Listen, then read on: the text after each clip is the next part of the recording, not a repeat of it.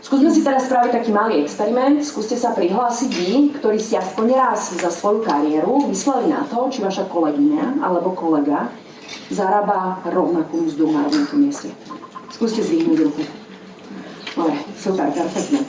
A skúste sa prihlásiť vy, ktorí ste to otvorili ako tému u vášho nadriadeného a spýtali ste sa priamo vo firme, či sa odmeňuje férovo. OK, a toto je ten rozdiel, ktorý sleduje aj tá smernica, aj súčasná alebo plánovaná legislatíva. Čo hovoria čísla o rodovom mzdovom rozdieli? Podľa údajov Eurostatu máme rodový mzdový rozdiel v Slovenskej republike v priemere na úrovni 15,7%, vypočítaný z hodinového zárobku. Priemer v Európe je na úrovni 12%. Keby sme si mali povedať odvetvia, v ktorých nám kulminujú tieto rozdiely, tak je to bankovníctvo, finančníctvo, IT a energetika, kde tie rozdiely dosahujú až 25%. Samozrejme, tých dôvodov, prečo to tak je, by sme vedeli vymenovať desiatky. Prerušenie kariéry z dôvodu rodičovstva, iné podmienky v zručnostiach, osobnostné naladenie človeka, ale aj seniorita na pracovných miestach, alebo napríklad rozličná situácia v čase náboru na trhu práce. Dnes už vieme, že zhruba 10% nevieme v tom rodovom rozdieli zdôvodniť na základe hrubých dát, pretože to je tá situácia v podniku, situácia človeka, situácia na trhu práce a možno aj nejaké stereotypy alebo diskriminácia. Prečo Európa tlačí na túto normu je kvôli tomu, že ten mzdový rodový rozdiel u žien sa kumuluje počas celého ich pracovného života a následne sa prejaví na výške dôchodku. Dnes v Slovenskej republike podľa údajov štatistického úradu máme tento rozdiel na úrovni 18%. Dnešnú konferenciu organizuje spoločnosť Trexima Bratislava, ktorá je vašim partnerom už 40 rokov v oblasti mzdových štatistík. Mnohí z vás ste našimi klientami, pretože u vás riešime nastavovanie mzdových systémov, znižovanie fluktuácie, riešime u vás benefity alebo rozširovanie výroby alebo nastavovanie optimálneho náboru nových zamestnancov. A dneska sme tu s vami aj kvôli tomu, aby sme sa pokúsili všetky tie procesy nastaviť tak, aby boli čo najviac automatizované, aby sme vedeli využiť existujúce dáta, pretože aj to je priorita Európskej únie. Dovolte mi srdečne privítať generálneho riaditeľa Treximy Bratislava, Gezu Mihaja. Vítaj, pán riaditeľ. Má kľúčovú úlohu v celom tomto procese zohráva už dnes a bude zohrávať Ministerstvo práce, sociálnych vecí a rodiny Slovenskej republiky. A preto mi dovolte privítať a ďakujem, že ste prijali naše pozvanie generálneho riaditeľa sekcie ľudských práv Jána Gaburu a požiadať ho o úvodné slovo. Dobrý deň, vážení účastníci, vážené účastníčky konferencie. V prvom rade mi dovolte poďakovať za pozvanie na túto konferenciu a dovolte mi na úvod sa takto prihovoriť v mene Ministerstva práce, sociálnych vecí a rodiny Slovenskej republiky. Ministerstvo práce, sociálnych vecí a rodiny Slovenskej republiky si ako gestor transpozície smernice Európskeho parlamentu a rady, ktorou sa posilňuje uplatňovanie zásady rovnaké odmeny pre mužov a ženy za rovnakú prácu alebo prácu rovnakej hodnoty, prostredníctvom transparentnosti odmenovania a mechanizmov presadzovania plne uvedomuje dôležitosť predmetnej smernice, ako aj vplyv na spoločnosť, podniky a zamestnané osoby.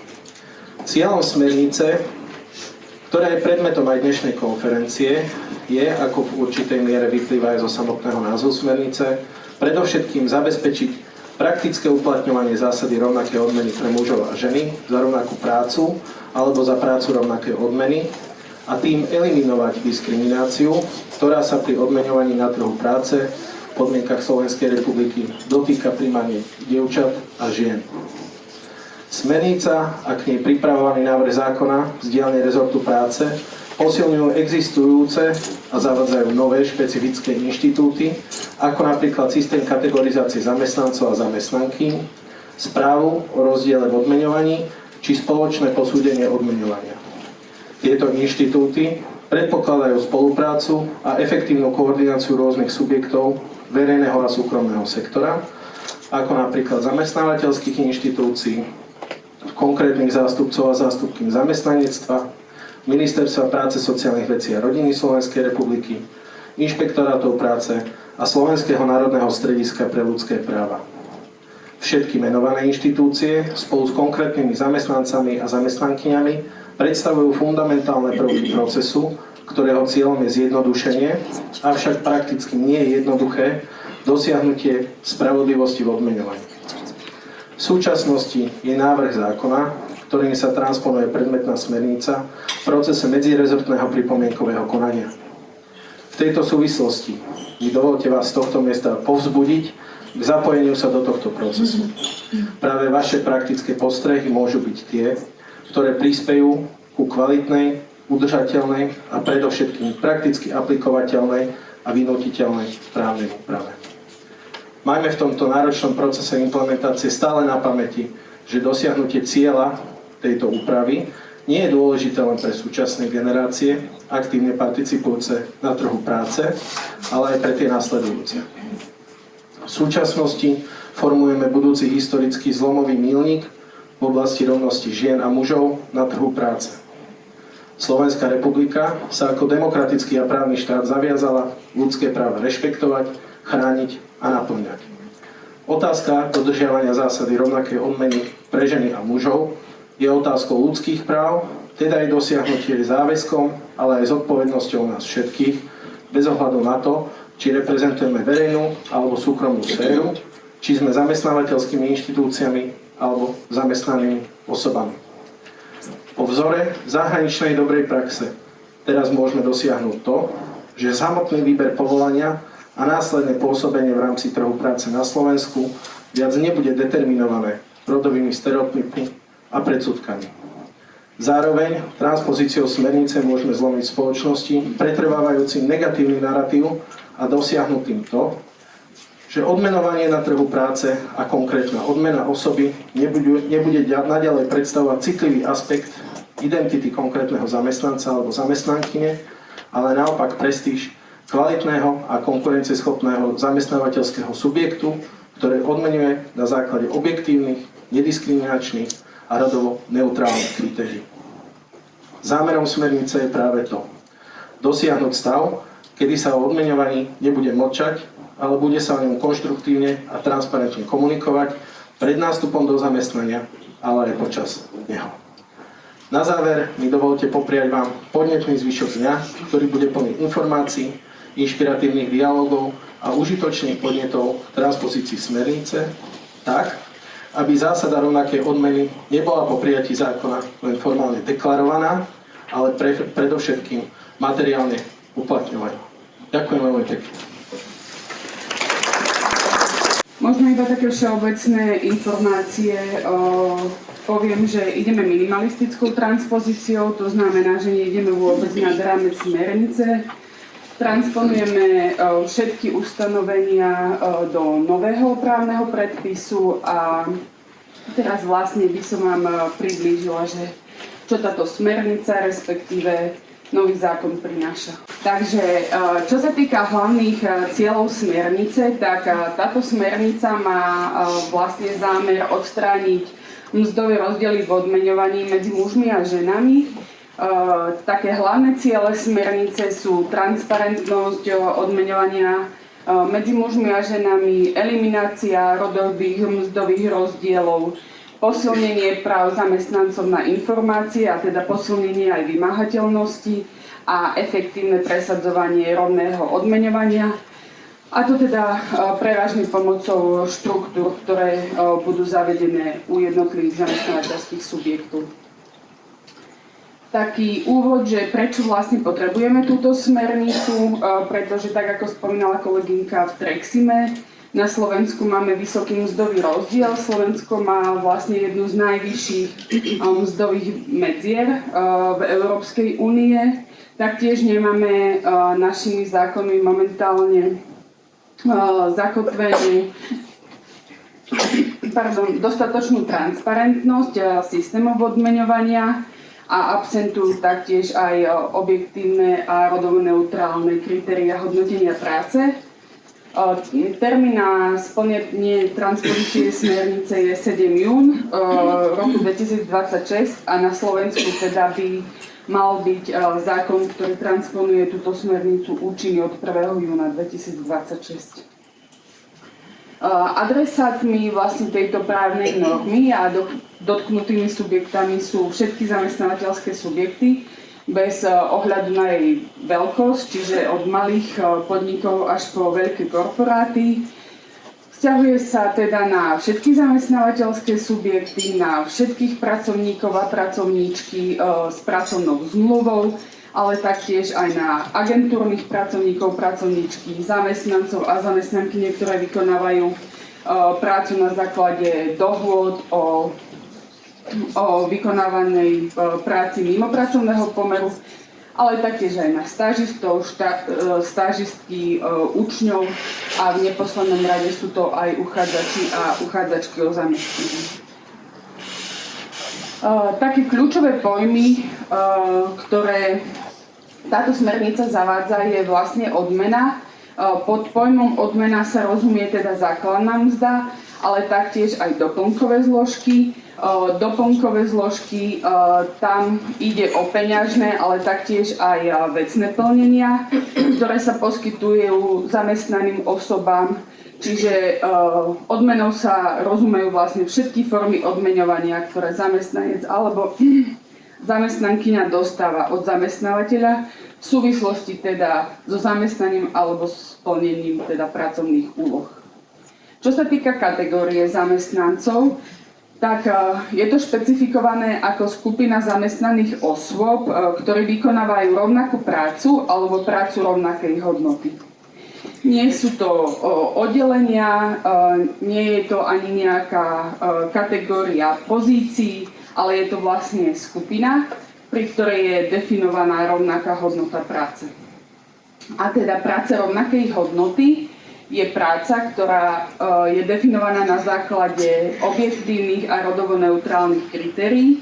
Objektívne kritériá sú také, ktoré sú založené na faktoch a rodovo neutrálne to znamená, že nesúvisia s pohlavím, ale teda s náplňou práce. Čo sa týka kritérií, ktoré musia byť obsiahnuté v hodnotení práce rovnakej hodnoty, tak sú to zručnosti, úsilie, zodpovednosť a pracovné podmienky. A to, čo zdôrazňovala Európska komisia na implementačných workshopoch, bolo to, že aby sa vlastne do zručnosti zahrňali aj mäkké zručnosti. Preto je to vlastne v tejto prezentácii aj s výkričníkom. A teda povinnosťou zamestnávateľských subjektov bude zaviesť transparentné štruktúry odmeňovania. Bude potrebné dodržiavať transparentnosť už aj pred vznikom zamestnania. Taktiež zamestnanci získavajú väčšie právo na informácie. Zamestnávateľské subjekty budú musieť pravidelne reportovať mzdové rozdiely a všetky dáta, ktoré si vyžaduje vlastne podávanie správ, a taktiež sú to aj nápravné opatrenia, ktoré bude musieť zamestnávateľský subjekt prijať, ak bude mať väčší mzdový rozdiel. Teraz by som vlastne prešla postupne a rozobrala tieto jednotlivé povinnosti na trošku drobnejšie. Čiže čo sa týka tých transparentných štruktúr odmeňovania, tak sú tam povinné kritériá hodnotenia práce. Tak ako som hovorila, zručnosti. Do zručnosti sa vlastne rátajú kognitívne a fyzické zručnosti, taktiež znalosti a tie mäkké zručnosti. Čo sa týka úsilia, tak tam zatiaľ chceme definovať fyzické a psychické nároky práce. Pri zodpovednosti tam bude zodpovednosť za riadenie ľudí, zodpovednosť za finančný dohľad a taktiež aj za kontrolu majetku. A pri pracovných podmienkach je to fyzické prostredie a psychologické aspekty. Transparentnosť pred vznikom zamestnania, čiže povinnosť zamestnávateľských subjektov bude vlastne zverejňovať ponuky zamestnania a taktiež aj názvy pozícií rodovo neutrálne. Vyžaduje sa aj nediskriminačný proces prijímania do zamestnania, poskytovanie informácií o odmene alebo rozpätí odmeny už teda pred vznikom zamestnania a informácie o príslušných ustanoveniach kolektívnej zmluvy, ak to bude uchádzač alebo uchádzačka o zamestnanie vyžadovať. V súvislosti s informáciami, na ktoré má zamestnaná osoba právo, takže rozdeľujeme ich do dvoch kategórií. Tá prvá kategória sú vlastne základné informácie, na ktoré má právo na základe žiadosti, ktoré podá vlastne zamestnávateľovi. A tie informácie, ktoré sa vlastne na základe tej žiadosti dozvie, tak je to vlastná úroveň odmeny zamestnanca, rozčlenenie vlastne tejto odmeny na základnú a doplnkovú zložku a taktiež aj priemerné úrovne odmien v kategórii rozdelené podľa pohlavia ženy muži. Osoba, ktorá sa bude vlastne dopytovať, čo sa týka tej priemernej úrovne odmien, tak ona sa môže pýtať ale iba na svoju vlastnú kategóriu, v ktorej je ona zaradená. Nemôže sa napríklad pýtať na informácie, že koľko zarába kategória zamestnancov, ja neviem, o 2 stupnice napríklad vyššie. Musí sa pýtať iba na svoju kategóriu zamestnancov. A čo sa týka vlastne tých dodatočných informácií, ak jej nebudú teda stačiť, alebo ak mu nebudú stačiť tieto základné informácie, znova môže podať žiadosť, kde požiada zamestnávateľa o nejaké odôvodnené vysvetlenie k poskytnutým údajom a taktiež aj o podrobnosti o vypočte priemerných úrovní. V súvislosti vlastne s poskytovaním informácie tu máme lehoty. Čo sa týka tých základných informácií, tak je potrebné ju vybaviť do 2 mesiacov od podania sťažnosti a čo sa týka vlastne tých dodatočných informácií, tak to vysvetlenie je potrebné dodať do 15 dní vlastne od podania tej dodatočnej informácie. V súvislosti vlastne s povinnosťami to bude pravidelné reportovanie. Reportovať sa bude Ministerstvu práce, sociálnych vecí a rodiny. Reportovať budú vlastne všetky zamestnávateľské subjekty, ktoré majú nad 100 zamestnaných osôb.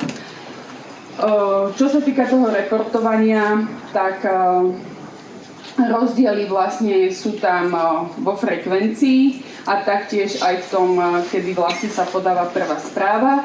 Čiže prvá správa sa podáva v roku 2027 a to všetky zamestnávateľské subjekty, ktoré majú nad 150 zamestnancov a zamestnávateľské subjekty, ktoré majú od 100 do 149 zamestnancov, tak tie podávajú prvú správu v roku 2031. Zamestnávateľské subjekty, ktoré majú nad 250 zamestnancov, podávajú každoročne vlastne túto správu a zamestnávateľské subjekty, ktoré majú od 100 do 249, reportujú každé 3 roky. Tu som zhrnula také povinnosti podľa veľkosti zamestnávateľa, čiže všetky zamestnávateľské subjekty, ktoré majú nad 100 zamestnaných osôb, musia mať zavedené teda tie transparentné štruktúry odmeňovania, musia podávať tie ročné správy o odmeňovaní, tak ako sme si v predchádzajúcom slajde vysvetlili s inou frekvenciou. Musia vykonávať spoločné posúdenie, ak je u nich mzdový rozdiel nad 5%, a taktiež teda musia poskytovať informácie zamestnaným osobám na základe tej žiadosti, ktoré podajú. A potom zamestnávateľské subjekty, ktoré majú menej ako 100 zamestnaných osôb, tak tie musia mať zavedené tie transparentné štruktúry odmeňovania a taktiež musia poskytovať zamestnaným osobám informácie na základe žiadosti, ktorú si teda podá. Či už zamestnanec alebo zamestnankyňa. Čo je teda to spoločné posúdenie a kedy je povinné? Čiže spoločné posúdenie je povinné vtedy, ak rodový mzdový rozdiel je väčší ako 5% v ktorejkoľvek kategórii zamestnancov ten mzdový rozdiel nebol odôvodnený objektívnymi kritériami a nenastala náprava do 6 mesiacov, odkedy sa vlastne dozvedel o tomto mzdovom rozdieli. A obsahom vlastne takéhoto posúdenia má byť analýza podielu žien a mužov v kategóriách, identifikácia príčin rozdielov, prijatie opatrení na nápravu a taktiež aj hodnotenie účinnosti predchádzajúcich opatrení, ak teda nejaké existujú. V súvislosti so sankciami a vymáhaním práva momentálne sa v návrhu zákona nachádza pokuta do výšky 4 000 eur za nepodanie správy o odmeňovaní. Taktiež tam plynie dvojročná lehota na uloženie takejto pokuty a pri výške alebo pri stanovovaní výšky pokuty sa prihliada na závažnosť, trvanie, následky a taktiež aj opakovanie tohto správania. A čo sa týka vymáhania práva, tak ako to máme v antidiskriminačnom zákone, je tam vlastne presun dôkazného bremena na zamestnávateľa. A to tak vlastne, že ten zamestnávateľský subjekt musí preukázať tú absenciu diskriminácie. Ale existuje vlastne aj výnimka. A to vtedy, ak zamestnávateľský subjekt konal zjavne neúmyselne, alebo teda spôsobil menej závažné porušenie. Čo sa týka úloh štátnych orgánov, tak Ministerstvo práce, sociálnych vecí a rodiny bude monitorovacím orgánom a bude zabezpečovať taktiež aj koordináciu opatrení. Bude sa snažiť zvýšiť informovanosť zamestnávateľských subjektov a verejnosti. Bude analyzovať príčiny rodových mzdových rozdielov, zverejňovať vlastne tieto údaje na webovom sídle a taktiež má aj úlohu vypracovania metodík a analytických nástrojov v súvislosti s transpozíciou tejto smernice. Inšpektoráty práce budú kontrolným orgánom, budú vlastne vykonávať dozor nad dodržiavaním povinností, budú ukladať pokuty a taktiež vykonávať aj kontroly u jednotlivých zamestnávateľských subjektov a budú taktiež poskytovať aj súčinnosť pri nápravných opatreniach. A potom tu máme ešte Slovenské národné stredisko pre ľudské práva, ktoré tak aj doteraz bude poskytovať nejaké poradenstvo a taktiež aj súčinnosť, či už zamestnávateľským subjektom, alebo taktiež aj týmto štátnym orgánom. Čo sa týka časového harmonogramu implementácie, tak ako som spomínala, vlastne najbližšie povinnosti nás čakajú v roku 2026, a to teda 1. júna účinnosť zákona a 30. júna zamestnávateľské subjekty musia mať zavedené štruktúry odmeňovania. V roku 2027 budú zamestnávateľské subjekty podávať teda prvé správy a v roku 2028 vzniká povinnosť nás ako monitorovacieho orgánu monitorovať a taktiež aj zasielať údaje pre Európsku komisiu a taktiež aj prvé údaje do Eurostatu. A v roku 2031 je to vlastne podávanie správ pre tie menšie zamestnávateľské subjekty, teda tie od 100 do 149 zamestnancov. Najbližšie kroky, ktoré nás vlastne čakajú, takže najdôležitejšie je dokončiť legislatívny proces, keďže sa vlastne nachádzame momentálne v medzirezortnom pripomienkovom konaní, tak vieme, že nás čakajú ešte rozporové konania. My sme si vlastne so spolugestormi už sadli pred medzirezortným pripomienkovým konaním, kde sme si prešli jednotlivé kroky. V rámci predbežného pripomienkového konania sme obdržali pripomienky aj z Republikovej únie zamestnávateľov, z AZZ, z klubu 500. Absolvovali sme s nimi aj konzultácie, takže čo bolo možné, sme sa snažili zapracovať už do návrhu zákona, ktorý je v MPK, ale samozrejme rátame s tým, že pripomienky určite budú. Čo si ale žiaľ musíme uvedomiť je to, že je to transpozícia smernice, takže my tam nemáme nejaký veľký priestor na lavírovanie, keďže tie niektoré ustanovenia sú veľmi jasne definované. Za rezort práce, čo môžem povedať, tak najbližšie kroky, ktoré nás čakajú, je aj príprava metodických pokynov. Sú to vlastne podporné dokumenty pre zamestnávateľské subjekty, ktorými by sme chceli pomôcť zjednodušiť nejako ten proces nastavovania tých štruktúr odmeňovania. My čakáme aj na Európsky inštitút pre rodovú rovnosť, ktorý vlastne pre Európsku komisiu vypracováva takéto metodiky, ale keďže to chceme mať čo najskôr, teda ideálne do konca roka, tak už v tejto fáze sa na tom pracuje. Potom by sme chceli ešte realizovať informačnú kampaň pre zamestnávateľské subjekty a potom taktiež aj pre jednotlivé zamestnávateľské subjekty urobiť školenia, workshopy, prípadne konzultácie. Ja som od Treximy obdržala otázky, ktoré ste zaslali, takže v rámci mojej prezentácie som ich zahrnula už aj odpovede, takže môžeme prejsť aj na vaše otázky. Pani riaditeľka, kým sa vy napiete, tak ja vám poviem, že prezentáciu samozrejme dostanete k dispozícii dobre, aby ste si nemuseli fotiť a aby ste sa mohli sústrediť na informácie, ktoré zazniejú. Ďakujem vám pekne. Áno, takže prezentáciu dostanete. Je hotová v takej podobe, ako ju vlastne teraz vidíte. Takže otázka znela, že či môže seniornejší zamestnanec mať vyššiu mzdu. Áno, môže, ale musí to byť odôvodnené objektívnymi kritériami. Teda tá pracovná pozícia si môže napríklad vyžadovať viac rokov praxe, alebo tá pozícia je náročnejšia, alebo tá pracovná pozícia si vyžaduje nejakú vyššiu zodpovednosť.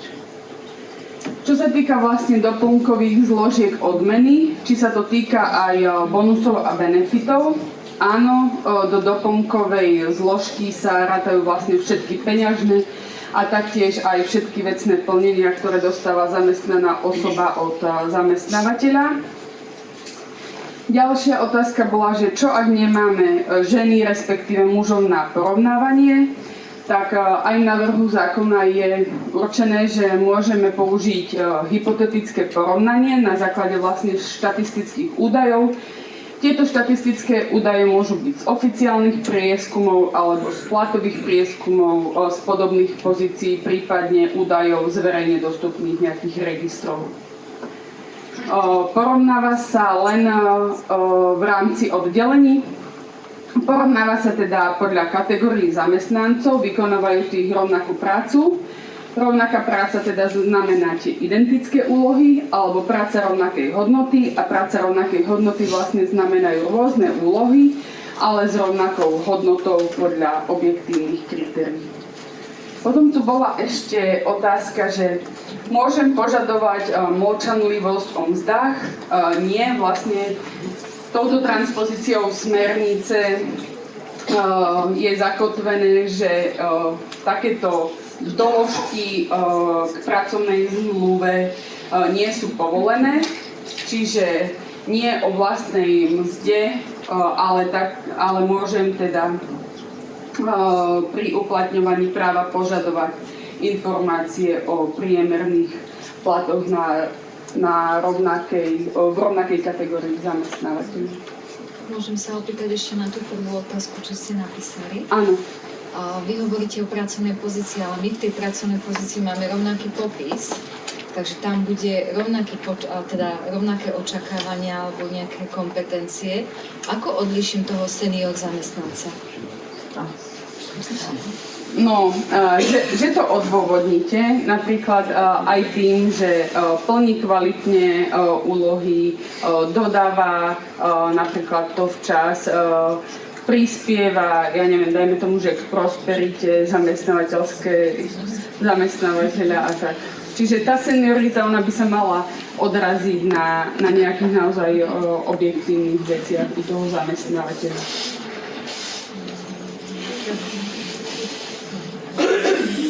Potom tu boli ďalšie otázky, že ako musia byť definované kritériá, čiže tak ako je to v smernici a taktiež aj v zákone musia byť definované objektívne a rodovo neutrálne, musia byť zároveň dohodnuté so zástupcami zamestnancov, ak teda existujú, a musia byť sprístupnené všetkým zamestnaným osobám.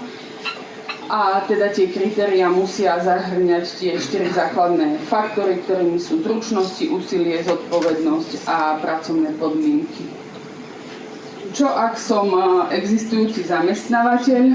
Predpokladám, že ste sa pýtali na povinnosti, tak taká najbližšia povinnosť je teda mať zavedené tie štruktúry odmeňovania ako do 30. júna 2026. Ďalšia otázka sa týkala, kto môže kontrolovať dodržiavanie povinností.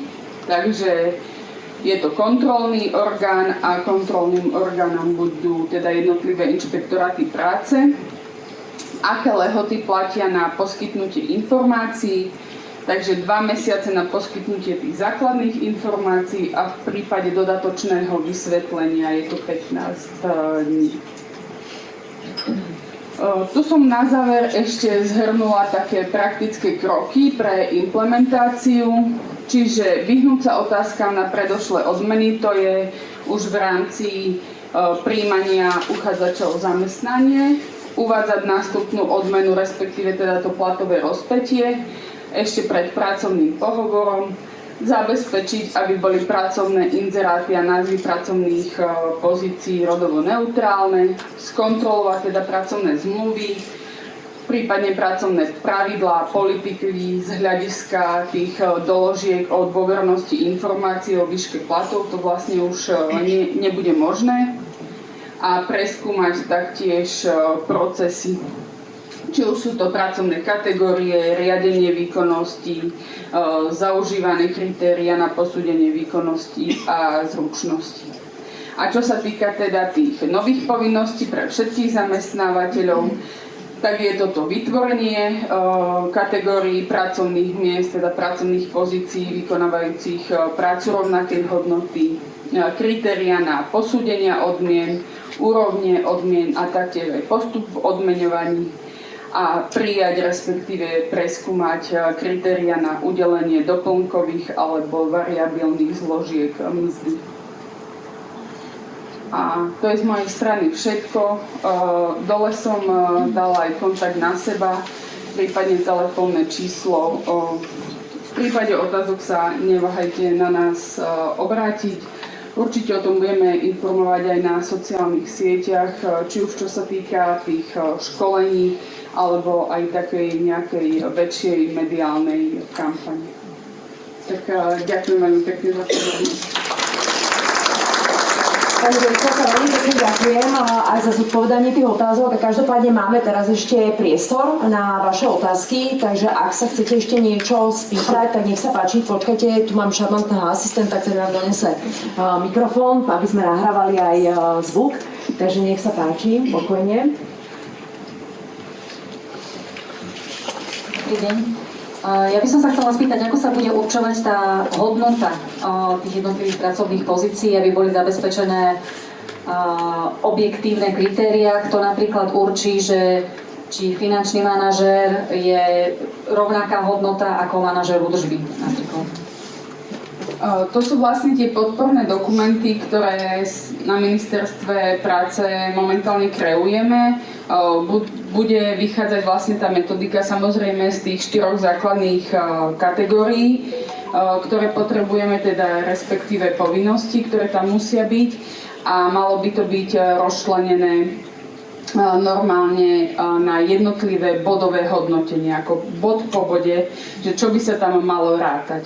A je na zamestnávateľskom subjekte vlastne, že ktorý z týchto modelov bude pre ňoho najvýhodnejší. Ale chceli by sme vám vlastne poskytnúť taký taký nejaký jednotný návod, ako hodnotiť vlastne tú prácu rovnakej hodnoty. Že čo všetko by sa tam malo zohľadňovať. A teda podľa tých jednotlivých bodových hodnotení. Tu máme ďalšia otázka. Ja sa chcem spýtať, ak používame už nejakú existujúcu metodiku hodnotenia pozícií, ktorá je napríklad aj medzinárodne uznávaná, vieme ju aplikovať? Viete ju určite aplikovať, tá voľnosť toho zamestnávateľského subjektu tam vždy bude. Áno.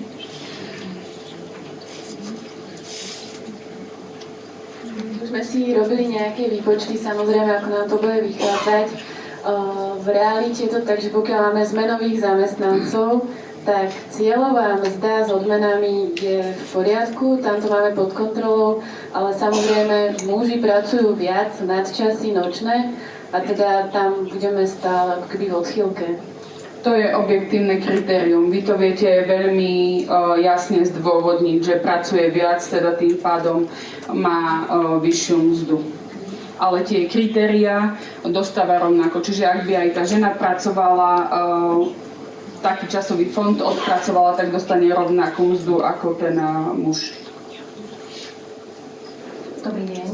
Ja som sa chcela spýtať na takú špecifickú situáciu. Zamestnanci samozrejme rotujú, čiže môžeme mať nejakého manažera z mzdou XY a z rôznych dôvodov sa zamestnávateľ rozhodne presunúť tohoto zamestnanca na inú pozíciu a môže sa rozhodnúť, že mzdu mu ponechá.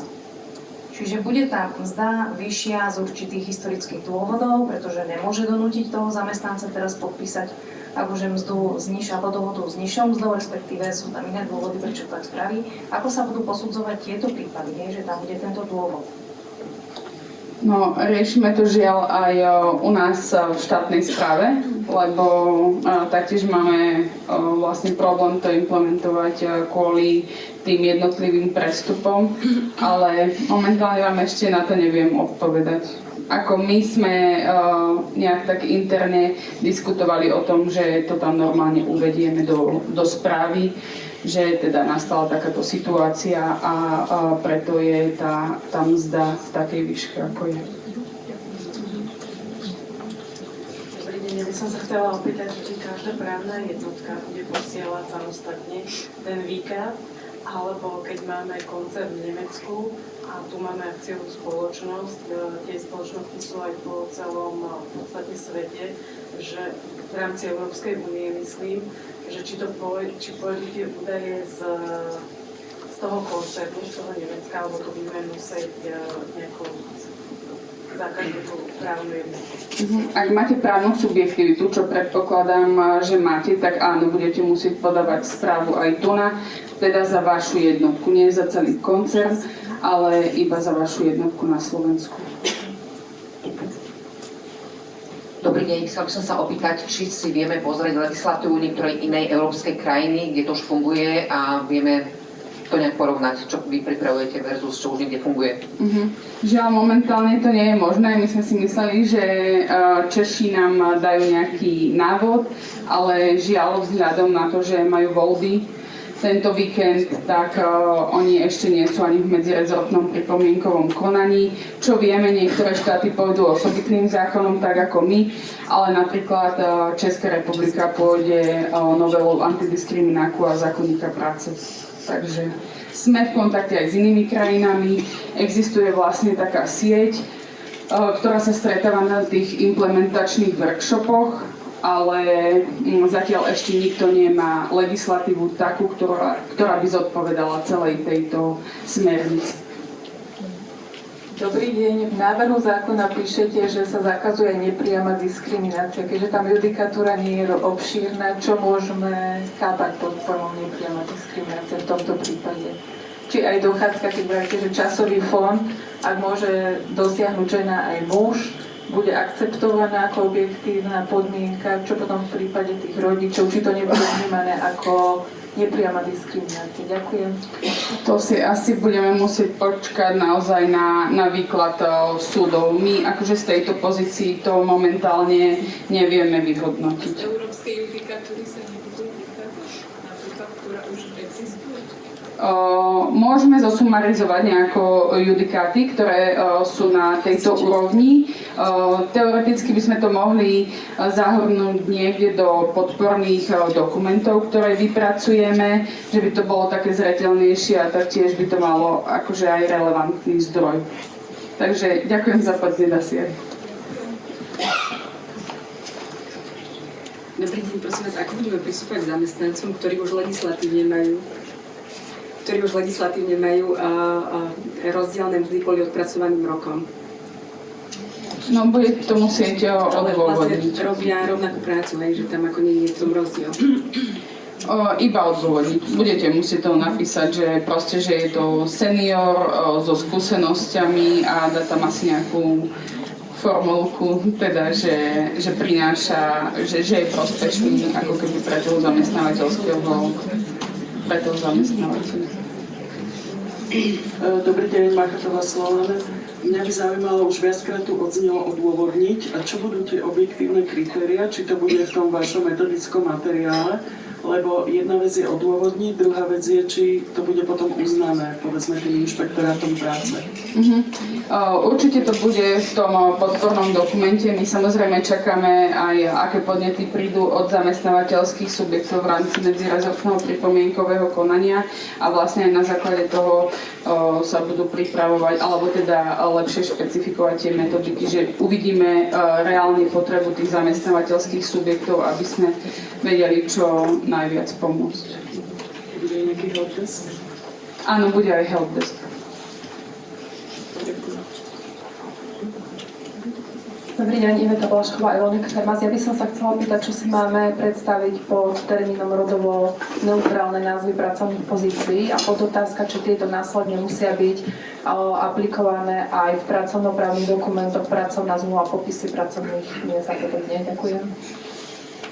Čo sa týka vlastne tých zverejňovania rodovo neutrálnych pozícií, tak napríklad uvádzať možno cez lomitko, hviezdičku alebo nejaké iné interpunkčné znamienko, teda K, ja neviem, právnik, právnička. A čo sa týka tých pracovných zmluv, tak my sme sa momentálne interne zhodli na tom, že to sa meniť nebude. Že proste tým, že súčasná právna legislatíva je ako je, aj návrh zákona vlastne používa iba to generické maskulinum, takže sme v tom, že to ostáva nemenné.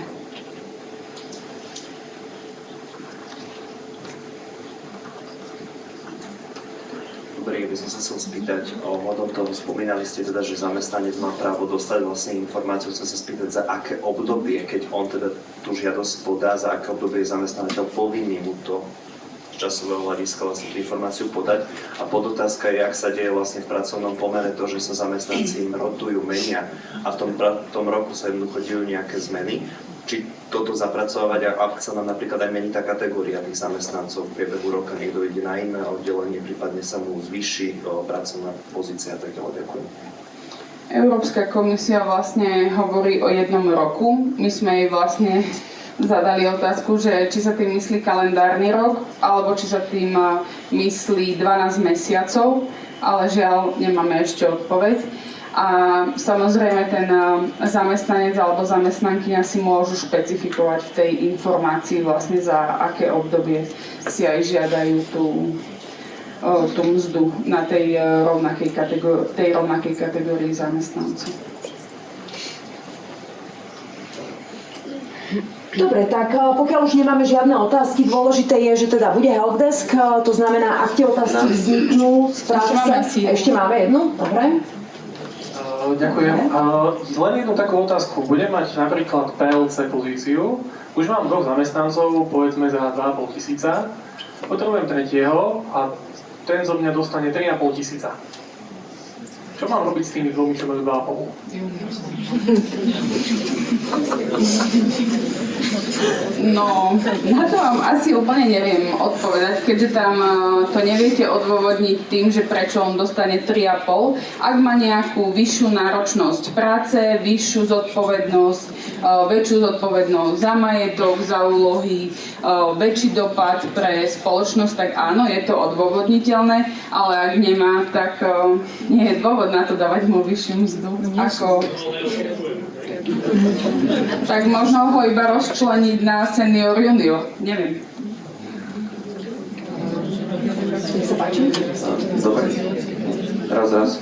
Dobrý deň, Milan Kurúc, Echos. Ja sa chcem len opýtať, že keď zamestnanec teda identifikuje nerovnaké zaobchádzanie, že má nižšiu mzdu na porovnateľnej pozícii ako jeho kolega a nie je to odôvodnené alebo odôvodniteľné nejaké relevantne, či sa môže obrátiť na inšpektorát práce to potom bude riešiť a či teda vlastne inšpektoráty takéto nerovnaké zaobchádzanie potom budú ako keby udelovať nápravné opatrenia, že dorovnajte mu tú mzdu, pretože má nižšiu mzdu, nie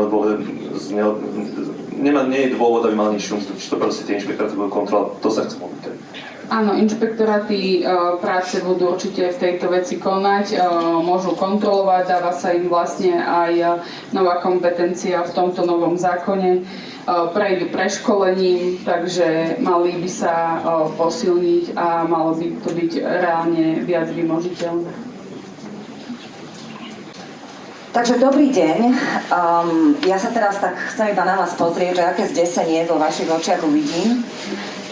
Áno, niekde ho vidím a aj tomu rozumiem, lebo znovu je to niečo nové, niečo my už všetci máme nastavené, vrátane nás, lebo okrem toho, že sme odborová organizácia, sme SVS, ktorý tiež zamestnáva nejakých zamestnancov. A samozrejme, že máme nejaké systémy odmeňovania, nejaké kritériá a tak ďalej a teraz nám vlastne do toho príde smernica a transpozícia zákonom, teda slovenským, ktorá vlastne bude na nás klásť ďalšie požiadavky a nejaké teda novinky a sami ešte nevieme a možno ešte aj niektoré otázky nie sú úplne jasné ani pre zástupcov ministerstva.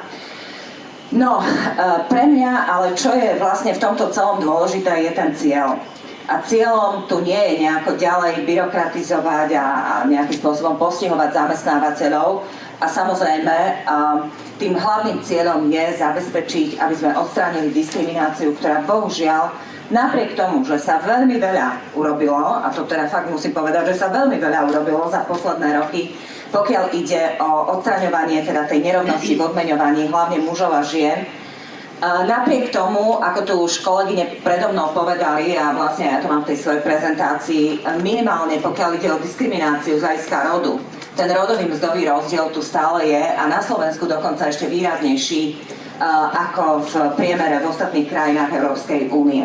A pre mňa teda tým hlavným takým leitmotívom tohto celého a celej transpozície tejto smernice je najmä snaha odstrániť túto diskrimináciu, pretože snažíme sa postupne naozaj o rovnosť v rôznych oblastiach a teda aj o odstránenie diskriminácie v oblasti odmeňovania. Ja teda by som dneska mala povedať pár slov o tom, ako odbory vnímajú rovnosť, či skôr nerovnosť v odmeňovaní. A samozrejme, že nevyhnem sa ani tomu pay gapu z hľadiska rodového, to znamená, že rozdielom v odmeňovaní mužov a žien, pretože asi tento rozdiel je najviac aj štatisticky podchytený, je najviac sledovaný, najviac sa o ňom diskutuje. Na druhej strane ale musím povedať, že pre nás ako zástupcov zamestnancov celá táto smernica a takisto aj teda jej transpozícia do slovenského právneho poriadku nemá priniesť len odstránenie diskriminácie z hľadiska rodového, ale má prispieť ako keby k celkovému stransparentneniu tých systémov odmeňovania a nastavovania tých kritérií. A presne pre nás je dôležitá napríklad aj tá práca rovnakej hodnoty a porovnateľnosť teda nielen mužov a žien, ale aj žien a mužov a mužov. Čiže celého toho kolektívu zamestnancov. Pretože my ako zástupcovia zamestnancov samozrejme vnímame tú rovnosť v odmeňovaní v podstate hlavne z hľadiska nejakej z nejakej férovosti, nejakej spravodlivosti. Pre nás spravodlivá odmena pre zamestnancov totiž to neznamená len teda nejaké zadozučinenie finančné za jeho prácu, ale zároveň práve tá spravodlivá odmena má vytvárať nejaký priestor dôvery, nejakú atmosféru dôvery na pracovisku a zároveň je základným princípom teda rovnosti. Spravodlivé odmeňovanie z nášho pohľadu môžeme vnímať z mnohých aspektov, z viacerých aspektov. Tá prvá, alebo ten prvý aspekt je práve spravodlivosť a rovnosť. Často hovoríme teda o férových podmienkach, o férových kritériách odmeňovania a tak ďalej. A tá spravodlivosť má práve znamenať to, aby zamestnanci vlastne na tých porovnateľných pozíciách naozaj bola vylúčená akákoľvek diskriminácia. Tak diskriminácia z hľadiska rodu, ale z hľadiska veku, z hľadiska príslušnosti k nejakej etnickej skupine, k nejakej náboženskej skupine a tak ďalej. Tým sa samozrejme zároveň ako keby prelína tá spravodlivosť aj do rovnosti. Čiže úplne rovnako vylučujeme nielen gender pay gap, ale napríklad aj ten mzdový rozdiel z hľadiska veku. Samozrejme, pokiaľ nie je odvodnený objektívnymi kritériami, tak ako to už niekoľkokrát bolo povedané, pretože zase seniorita sama o sebe možno tým kritériom nie je, ale to, že človek, ktorý je v seniornej pozícii, má viac zručností, má viac skúseností, dokáže možno komplexnejšie vykonávať tú prácu, ktorá mu je zadaná. Toto pre mňa napríklad objektívne kritérium je. Druhá taký parameter spravodlivej mzdy je jej primeranosť. Pokiaľ hovoríme o primeranosti, tak samozrejme máme na mysli to, že tá odmena za prácu by mala byť dôstojná a mala by teda garantovať nielen také základné uspokojovanie základných existenčných životných potrieb, ale naozaj by mala garantovať dôstojný život človeka.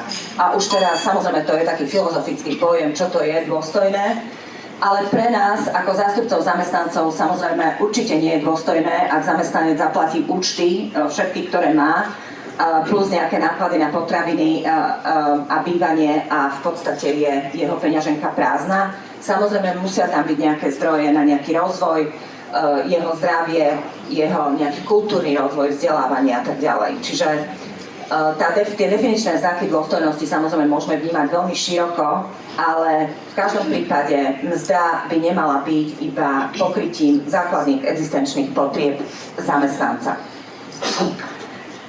To, o čom sa tu hovorilo dnes už pomerne teda dlho, je ten ďalší pohľad na spravodlivú mzdu a to je práve transparentnosť. Bohužiaľ, ako odbory, keď si robíme tie naše rôzne analýzy pred kolektívnym vyjednávaním, tak vnímame, že v mnohých mzdových systémoch a tých systémoch odmeňovania sú možnosti, alebo teda sú ešte stále tie kritériá nie úplne objektívne, jednoznačne, transparentne definované. Napriek tomu, že sa zdá, že v súkromnej sfére, kde pôsobí napríklad aj náš zväz, a to je teda odvetvie ťažkých priemyslov, hutníckeho, strojárskeho, elektrotechnického, že tie kolektívne zmluvy napríklad a aj tie systémy odmeňovania sú nastavené tak, že sú tam väčšinou tarifné mzdy a potom nejaké nadtarifné zložky. A zdalo by sa, že teda ak je to raz upravené v nejakej kolektívnej zmluve alebo v nejakom mzdovom poriadku, že tie rozdiely v odmeňovaní vlastne musia byť buď žiadne, alebo úplne minimalistické. No, z našich nejakých štúdií a z našich výskumov v podstate vyplynulo, že tie kritériá síce sú nastavené a sú nastavené aj nejako objektívne, ale v tom rozhodovacom procese vždy je istá miera subjektivity a práve tam potom vznikajú tie rozdiely, hlavne pri odmeňovaní mužov a žien. A samozrejme budem o tom ešte ďalej hovoriť, že je v tom aj istá miera určitých možno stereotypov ešte stále vo vnímaní a myslení. To znamená, že pokiaľ ide o transparentnosť, naozaj ide o tie objektívne a merateľne nastavené kritériá odmeňovania. Ďalším aspektom spravodlivej odmeny samozrejme je aj nejaká motivácia a uznanie. Pretože áno, mzda je predovšetkým odmena za nejaký výkon, za nejaký prínos pre zamestnávateľa, pre spoločnosť, za jeho lojalitu, možno za tú senioritu. Zároveň je to ale teda uznanie vôbec toho zamestnanca a nemusí vždy ísť len o teda samotné peňažné, nejaké finančné plnenia, ale samozrejme aj o niektoré nepeňažné plnenia, ako je napríklad právo na ďalšie vzdelávanie, na kariérny rozvoj, ochranu zdravia, rôzne takéto benefitné programy. No a v neposlednom rade, a samozrejme pre nás ako zástupcov zamestnancov, tiež veľmi dôležitý spoločenský alebo sociálny rozmer mzdy alebo vôbec teda odmeny za vykonanú prácu. Jednak teda ten sociálny rozmer spočíva aj v tom, že zamestnanec, tak ako som hovorila, že tá jeho mzda a jeho odmena by vlastne mala zabezpečovať existenciu jeho a prípadne jeho rodiny, plnenie tých základných sociálnych potrieb a samozrejme aj ich rozvoj. A je to aj celospoločenský význam odmeny, pretože to je štatisticky preukázané, vyplýva to z viacerých štúdií, že krajiny, kde zamestnanci naozaj sú spravodlivo, férovo a dôstojne odmeňovaní, aj nielen oni a ich rodiny, ale aj celá spoločnosť je oveľa odolnejšia voči rôznym výkyvom, rôznym krízam, rôznym teda takýmto situáciám, kedy majú ten finančný vankúš, napríklad tie rodiny, čo mnohé slovenské rodiny bohužiaľ stále nemajú. A teda aj tie obdobia kríz, obdobia nezamestnanosti a tak ďalej prežívajú oveľa ťažšie. No, toto už kolegyne predo mnou spomínali, že teda v podstate najviac monitorovaný je práve ten rodový mzdový rozdiel, čiže rozdiel v odmeňovaní mužov a žien. Tie dáta sa naozaj líšia podľa zdroja a preto som tam dala aj to rozpätie, že ten priemerný rozdiel v odmeňovaní mužov a žien na Slovensku sa hýbe niekde v rozpätí 16 až 18%, čo je ale v porovnaní s ostatnými krajinami alebo priemerom Európskej únie stále pomerne vysoké číslo. Aj preto tú transpozíciu smernice naozaj vnímame a vnímajme ju spolu, prosím, ako príležitosť vyrovnať práve tento stále veľký rodový rozdiel v odmeňovaní.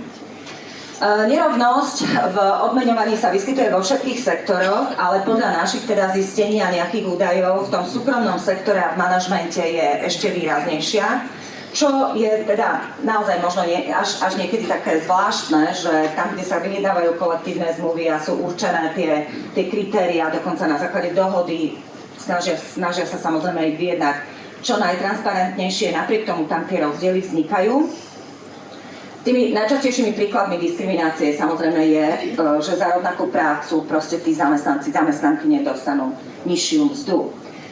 Druhý taký najčastejší príklad je, že jednoducho ženy majú menej príležitostí na kariérny rast a takisto aj, ak už dosiahnu ten nejaký kariérny rast, tak stále tá ich mzda aj na tej vyššej pozícii je nižšia ako je mzda, prípadne tie rôzne doplnkové odmeny, napríklad bonusy, ako ich mužského kolegu.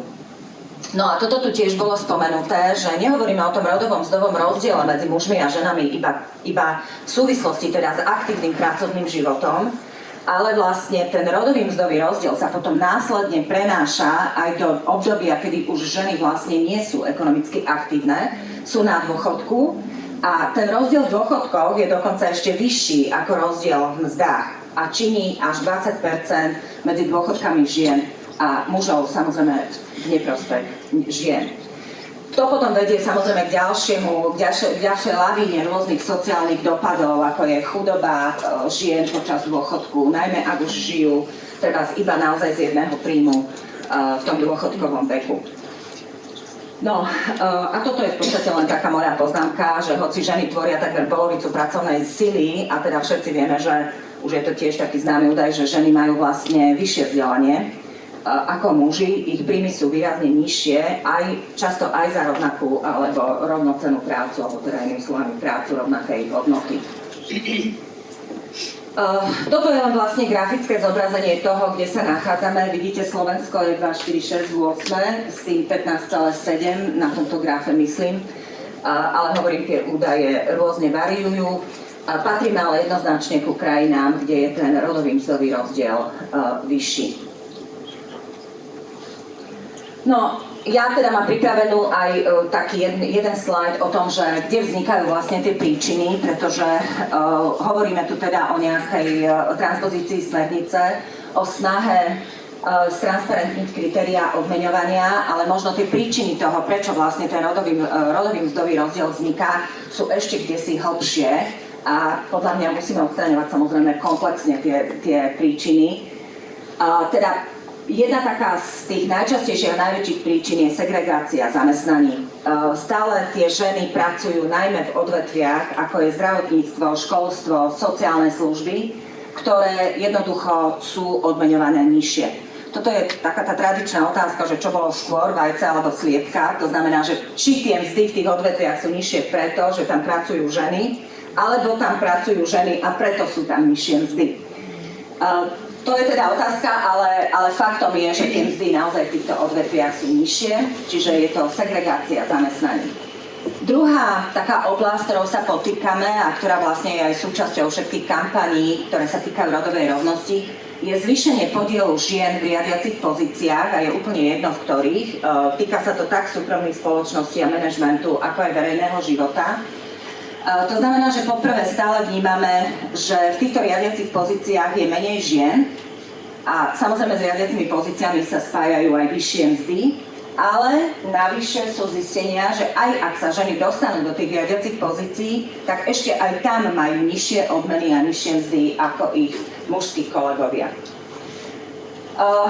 Ďalšia, tretia taká príčina, také zistenie, aj tie nadtarifné zložky, rôzne prémie, odmeny, bonusy, to, čo som už vlastne spomínala, sa zisťuje, že sú tiež často diskriminačné, pretože je tam veľký priestor pre rozhodovanie ako keby treba z nadriadeného, ktorý do toho vkladá svoje subjektívne hodnotenie práve preto, že mnoho tých kritérií ešte nie je dostatočne transparentne a objektívne nastavených a tam potom vzniká na základe subjektívneho hodnotenia a teda musím to tak povedať, sú tam ešte stále rôzne predsudky, rôzne bias, ktoré vedú k tomu, že tie prémie alebo odmeny ženy môžu dostať nižšie. Nehovorím, že je to tak všade, samozrejme, prosím, tak to aj berte. Nechcem to úplne zovšeobecňovať, ale jednoducho deje sa to. Nedostatok transparentnosti miest ako takých, o tom sme tu už vlastne hovorili, o tých kritériách, skryté predsudky a stereotypy pri odmeňovaní a aj pri povyšovaní. Toto je v podstate taký typický predsudok je samozrejme žena, ak je mladá, tak bude matkou, pôjde na materskú, pôjde na rodičovskú, vypadne nám z toho pracovného procesu, bude ju potrebné nahradiť, potom bude mať deti, tie budú stále choré, bude na očerkách, čiže nebude môcť plniť tie povinnosti vlastne rovnako ako treba z ich mužských kolegovia. Musím povedať, že v tomto ja osobne cítim pomerne veľký posun v našej spoločnosti, pretože naozaj stále viac mužov preberá tie zodpovednosti starostlivosti o deti. Moji kolegovia takisto mnohí odchádzajú buď teda na tú otcovskú alebo rodičovskú dovolenku. Čiže tu ako keby sa tie hňady obrusovali a verím, že aj tieto predsudky a tieto stereotypy postupne sa nám podarí odstrániť. Čo je taký ďalší dôvod, tak to je práca na čiastočný úväzok. Náš zákonník práce, on aj pozná niečo také ako delené pracovné miesto. A keď sme o tom diskutovali, ešte keď sa teda tá novela robila, tak bolo to práve za účelom toho, aby práve takéto ženy, ktoré treba majú deti, 2-3 ženy mohli zdieľať jedno pracovné miesto. Čiže, ja neviem, keď by si to rozdelili 8 hodín a každá by robila, ja neviem, boli by 4, každá by robila len 2 hodiny. No len pri tých mzdách, ktoré na Slovensku sú, zdieľať jedno pracovné miesto viacerými osobami je tak ekonomicky nezaujímavé, že jednoducho myslím si, že naozaj je veľmi málo takých prípadov o týchto zdieľaných pracovných miest. Druhá možnosť samozrejme je čiastočný úväzok, ktorý žene ako keby umožňoval venovať sa aj tej starostlivosti o rodinu a o deti. No a potom taká veľká diskusia, ktorá sa vedie v súvislosti s týmito rodovými rozdielmi, je neplatená práca. A práve neplatená práca, to je to, čo ženy ešte stále po väčšine robia, minimálne na Slovensku určite, a to je starostlivosť o deti, vôbec starostlivosť o domácnosť, domáce práce, ale samozrejme pridáva sa k tomu aj starostlivosť treba zo starnúcich rodičov a podobne. Tieto údaje sú také staršie, novšie som nenašla, ale v tom čase asi tretina žien pracovala na čiastočný úväzok a v porovnaní s tým iba 8% mužov pracovalo na čiastočný úväzok. Samozrejme, čiastočný úväzok rovná sa menej peňazí a nižšia odmena. Na druhej strane, ale čo je zaujímavé, že keby sa zarátali tie hodiny neplatenej práce, ktorú žena doma vykonáva, to znamená starostlivosť o deti, starostlivosť o domácnosť, domáce práce, plus ten jej čiastočný úväzok, tak ženy by vlastne týždenne odpracovali viac pracovných hodín ako muži. Čiže preto nie je tá debata o tej neplatenej práci úplne mimo misu. No a potom mám tu teda samozrejme tých príčin rodovej nerovnosti môže byť identifikovaných oveľa viac, aj v úvode ich Lucia v podstate tak spomenula. Ale z môjho pohľadu potom samozrejme to, čo limituje ženy, hlavne ženy, ktoré možno majú vyššie ambície a chcú kariérne rásť, je to, že ten svoj kariérny rast vlastne prerušujú kvôli tehotenstvu, kvôli materstvu a tak ďalej. A tiež, nevidno tam síce to číslo, v roku 2018 nejaké štatistiky vyplýva, že až tretina žien takto musela prerušiť tú svoju kariéru kvôli práve týmto rodinným a povinnostiam a starostlivosti teda o deti. Kým u mužov v tomto roku, ale teda je to už dosť starý údaj, to bolo len 1,3%, ale aj tak ten rozdiel je obrovský, takmer 30% a 1,3%. Čiže samozrejme, toto je téma úplne iná, ktorá priamo nesúvisí možno s nejakými kritériami odmeňovania, skôr súvisí s tým, aby sa vytvárali, vlastne odstraňovali prekážky zamestnanosti žien matiek a vytvárali sa možnosti umiestnenia detí a tak ďalej, aby naozaj nemuseli prerušovať svoju profesionálnu kariéru. Toto je taký náš štandardný obrázok, ktorý dosť často používame, pokiaľ hovoríme o rovnosti v odmeňovaní a rodovej rovnosti. Čiže aký je pohľad odborov vôbec na rovnosť, respektíve nerovnosť v odmeňovaní? Samozrejme presadzujeme a vždy sme presadzovali rovnakú odmenu, nielen za rovnakú prácu, ale aj prácu rovnakej hodnoty a samozrejme spravodlivé odmeny. Tá spravodlivosť, ako tá férovosť, spravodlivosť, to je také pre nás jedno z hlavných kritérií, podľa ktorého by mala byť vlastne realizovaná odmena alebo odmeňovanie zamestnancov. A to, čo je vlastne náš najdôležitejší nástroj ako odborov práve pre zabezpečenie férového a spravodlivého odmeňovania, tak to sú práve kolektívne zmluvy, o ktorých som už hovorila, kde sa samozrejme vždy v nejakej komunikácii so zamestnávateľom snažíme dohodnúť transparentné kritériá, alebo čo možno najtransparentnejšie kritériá. No ako sa ukazuje vzhľadom na to, že stále nám pretrvávajú tie objektívne rozdiely v odmeňovaní, ešte stále zrejme sme nedosiahli to optimum a stále tam nejaká netransparentnosť je. Práve preto aj my ako odbory vnímame potrebu nejakej legislatívnej ochrany a nejakých mechanizmov kontroly, pretože jedna vec je, že mnohé veci sú aj dohodnuté, však mnohé sú aj k zákonom, ale či už vedome alebo nevedome dochádza aj k chybám, pochybeniam, k nedodržaniu tých pravidiel a práve preto či kompetencie inšpektorátov práce alebo niektorých ďalších inštitúcií sú takisto v tomto dôležité. A ako som už povedala, pre nás to teda transparentnosť v odmeňovaní a spravodlivá odmena nie je len otázkou rovnosti, ale aj dôvery, spokojnosti zamestnancov a samozrejme ich dôstojnosti. No, vzhľadom na to, že tu bolo podrobne povedané vlastne o tej smernici, aj keď ja tomu rozumiem, že dnes ešte to sa bude, každá takáto nová legislatíva má svoj život, bude sa to vyvíjať, bude množstvo otázok, myslím si, že tu sa vygenerovalo niekoľko, ale tých otázok určite budú stovky, pretože to prinesie až tá prax, keď sa to začne naozaj realizovať. Preto si myslím, že je naozaj super, že ministerstvo pripravuje aj tie metodické usmernenia a tie materiály a rôzne vzdelávacie workshopy. Ale čo je pre nás dôležité ako pre zástupcov zamestnancov, tak samozrejme je to tá povinnosť, že zamestnávateľia vlastne budú musieť zverejňovať tie informácie o mzdových rozdieloch. Pretože, musím to zase povedať úprimne, nie vždy zamestnávateľia boli ochotní na žiadosť odborovej organizácie vlastne nejakú takúto informáciu nám poskytnúť. Čiže tá povinnosť zverejňovať informácie a takisto žiadať vysvetlenie vlastne rozdielov v odmeňovaní, lebo v tom spočíva tá pay transparency, ak teda ten rozdiel bude väčší ako 5%. Takisto povinnosť veľkých firiem reportovať tieto rozdiely medzi mužmi a ženami. No a samozrejme to, čo je najdôležitejšie pre nás ako pre zástupcov zamestnancov, sú naše práva, posilnenie našich práv, že budeme mať teda možnosť žiadať si niektoré informácie. To, ako my chceme z pohľadu zástupcov zamestnancov implementovať túto smernicu, respektíve následne potom teda tú slovenskú legislatívu, ten zákon a čo vlastne chceme robiť, rovnako chceme samozrejme svojich členov a zamestnancov vzdelávať o ich právach. Vyhotovovať sa je vlastný benchmark, to znamená, že sledovať, my to robíme aj teraz, ale sledovať tie rozdiely teda mzdách, prioritne mzdách mužov a žien na rovnakých alebo porovnateľných pozíciách. Samozrejme uplatniť tú novú legislatívu aj v kolektívnom vyjednávaní, to znamená, že možno ešte teda viac transparentniť tie kritériá odmeňovania v systémoch odmeňovania, ktoré sú dohodnuté v rámci kolektívnych zmluv alebo v rámci samostatných nejakých smerníc o odmeňovaní. No a samozrejme potom je to aj podpora whistleblowingu a anonymných podaní, pokiaľ by dochádzalo teda k neriešeniu a nevyvodeniu nejakej nápravy, ak by boli zistené tieto porušenia. Tam si myslím, že práve bude aj možno kompetencia Slovenského národného strediska pre ľudské práva a takisto úradu pre oznamovanie proti spoločenskej činnosti. V čom teda my vidíme najväčšie prínosy ako zástupcovia zamestnancov, a to som povedala, to je vlastne asi ten spoločný cieľ, to je zníženie mzdovej nerovnosti.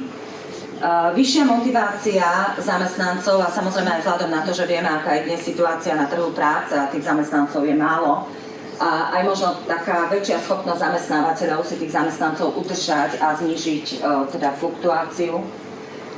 Lepšia reputácia a dobré meno firmy, podpora rovnosti, príležitosti a diverzity. Čiže toto sú pre nás také možno 4 highlighty, v čom my vidíme veľký prínos tejto smernice a následnej slovenskej legislatívy. V čom naopak vidíme určité výzvy a rizika. Samozrejme, bude to určite znovu o trošku administratívnej záťaži, na som použila slovíčko trošku, ale ja verím tomu, že ak sa nastavia tie systémy, tak zase proste si na to zvykneme a pôjde to, ale malé firmy na začiatku, možno naozaj tie menšie firmy môžu mať problém s tou implementáciou.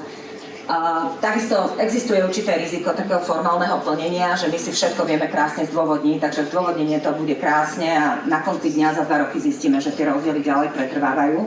Toto tiež trošku vnímame, pretože naozaj vieme zdôvodniť podľa mňa skoro všetko.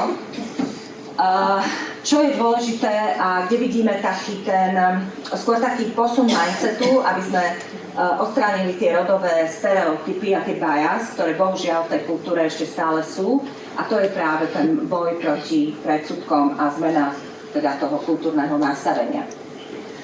To, čo my chceme robiť ako zástupcovia zamestnancov, ako odbory, je vytvorenie nejakých interných auditov miest, nejakých systémov aj spolu so zamestnávateľmi, na základe ktorých vlastne budeme auditovať tie systémy odmeňovania tak, aby aj tie správy, ktoré sa budú podávať komisii, boli naozaj akceptovateľné a aby ich potom teda mohlo Ministerstvo práce akceptovať. Podporovať mentoring a kariérny rast žien, to v podstate robíme kontinuálne, my pracujeme takisto s otázkou rodovej rovnosti a podporou žien, takže to bude naša kontinuálna úloha. Takisto budeme sa snažiť do našich vzdelávacích programov zaviesť moduly aj o spravodlivom vzdelávaní, o spravodlivom odmeňovaní, vrátane teda novej legislatívy a samozrejme ďalej lobovať za silnejšiu právnu ochranu a kontrolu transparentnosti s cieľom teda zabezpečiť rodovú rovnosť. No a v podstate ja prechádzam k takým úplne že záverom toho, čo pre nás teda znamená táto smernica, je transpozícia. Na Slovensku, ako to vyplýva aj z tých štatistických údajov, je zrejme, že nerovnosť v odmeňovaní, a teda znovu hovorím, že primárne medzi mužmi a ženami, ale aj medzi porovnateľnými zamestnancami je stále výzvou. Nová smernica z nášho pohľadu posilní túto transparentnosť a práva zamestnancov a práve odbory budú zohrávať kľúčovú úlohu tak pri implementácii tejto legislatívy a potom aj pri podpore spravodlivého odmeňovania.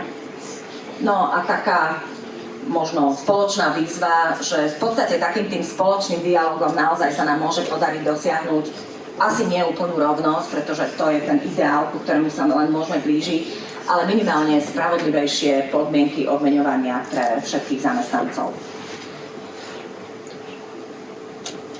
A to je za mňa všetko. Ďakujem veľmi pekne za pozornosť. V nasledujúcich chvíľach sa budeme aj my venovať rozdielnemu odmeňovaniu.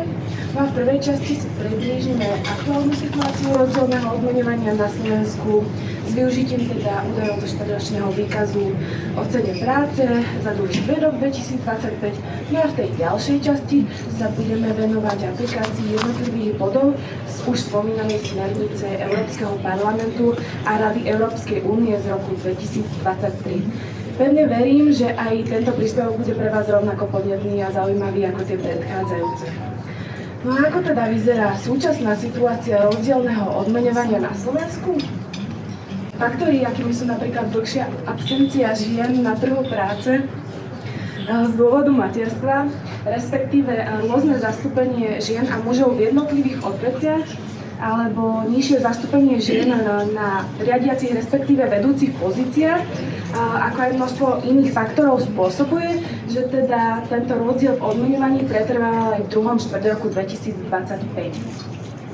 Ako môžeme vidieť, tak priemerný hodinový zárobok žien bol približne o 1,72 € nižší ako teda u mužov, no a čo sa týka mediánu, tak ten bol nižší o približne 1 €. Ak by sme sa rozhodli tento rozdiel v odmeňovaní kvantifikovať pomocou rodového mzdového rozdielu, dostávame hodnotu 14,47 pre priemer a 10,16 pre medián. Inými slovami, môžeme teda povedať, že s využitím priemerných hodinových zárobkov mužov i žien zistíme, že v druhom štvrťroku 2025 ženy zarábili približne o 14,47% menej než muži. Na nasledujúcej snímke už môžeme pozorovať vývoj hodnoty rodového mzdového rozdielu, pričom teda tmavšia krivka reprezentuje rodový mzdový rozdiel vychádzajúci teda z priemerného hodinového zárobku, no a tá svetlejšia teda vychádza naopak z mediánu. Čo si môžeme všimnúť, tak počas sledovaného obdobia, a teda od roku 2006, táto hodnota teda až na pár výnimiek krátkodobého nárastu kontinuálne klesá. Hodnotu rodového mzdového rozdielu môžeme sledovať aj s prihľadnutím na určité faktory, akými sú napríklad sektor, vek či zamestnanie, vek či vzdelanie zamestnancov. No a prvým analyzovaným faktorom je teda sektor. Výšku hodinových zárobkov mužov i žien a na to teda nadväzujúce hodnoty rodového mzdového rozdielu je potrebné dať do súvislosti na zastúpenie žien a mužov v jednotlivých sektoroch. Ako môžeme vidieť, tak naozaj vo verejnom sektore tvoria teda väčšinu ženy, to teda približne 74%, no a zvyšných 26% sú teda muži.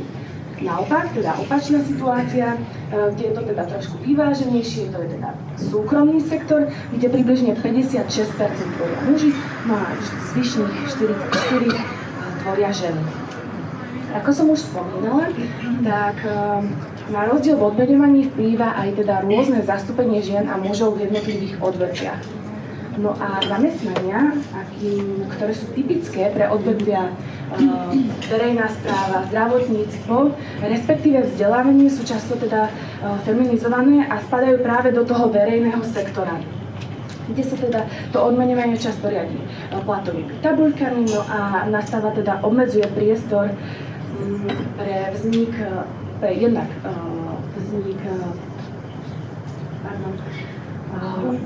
vyššej hodnoty rodového mzdového rozdielu, čo už môžeme teda sledovať. Naozaj v tom verejnom sektore tá hodnota rodového mzdového rozdielu pre priemer je teda iba 11,42%, no a čo sa týka mediánu, tak iba 3,82%. Naopak, okrem toho, že teda v roku 2025 boli hodinové zárobky mužov i žien nižšie v tom súkromnom sektore, tak tam nachádzame vyššiu hodnotu rodového mzdového rozdielu, a to teda 17,52% pre priemer a 15,37% pre medián. Ďalším analyzovaným faktorom bol vek zamestnancov. No a vedľa mňa už môžeme sledovať vývoj priemerného hodinového zárobku mužov i žien v určitom veku zamestnancov. môžeme sledovať, že naozaj pri nástupe na pracovný trh na začiatku kariéry sú teda hodnoty približne rovnaké. V nasledujúcich rokoch sa naozaj začínajú krivky rozchádzať a teda už jen ten nárast priemerného hodinového zárobku postupne slabne. Oproti teda mužom, kde teda nárast môžeme sledovať ešte ďalších 10 či 15 rokov. Ku koncu kariéry sa znova teda krivky začínajú schádzať. Tento fakt potvrďuje teda vývoj rodového mzdového rozdielu v jednotlivých vekoch. Teda naozaj táto hodnota je nižšia pri tom nástupe, respektíve pri tom odchode z pracovného trhu, no a tá najvyššia pri tom 35. až 50. roku života. Veľmi obdobný vývoj by sme mohli sledovať aj čo sa týka mediánu hodinových zárobkov, avšak tieto hodnoty nie sú také výrazné, nakoľko medián je teda stabilnejší a je menej náchylný na extrémne hodnoty. No a posledným analyzovaným faktorom bolo teda vzdelanie zamestnancov.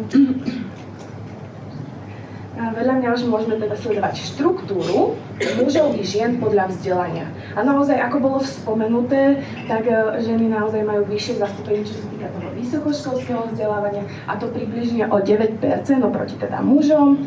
No a takisto ešte aj v stredoškolskom vzdelávaní s maturitou, respektíve vyššom odbornom vzdelávaní, tam vedú približne o 6%. Čo sa týka naopak mužov, tak tí vedú práve pri vyučených, respektíve stredoškolskom vzdelávaní bez maturity, majú oproti ženám približne 16% náskok.